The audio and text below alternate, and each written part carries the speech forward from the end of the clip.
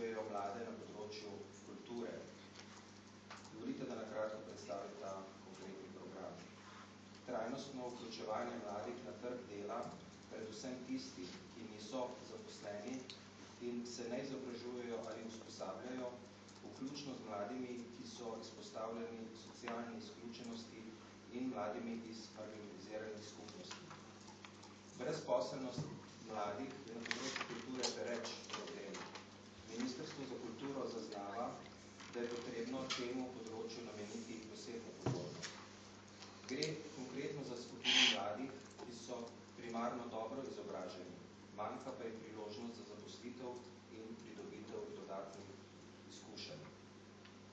Ukrepi zagotavljajo podporno okolje, ki bodo pomenili osnovo za zaposlitev mlade osebe in na drugi strani sklop ukrepov, ki bodo mladim nudili možnost pridobiti nove izkušnje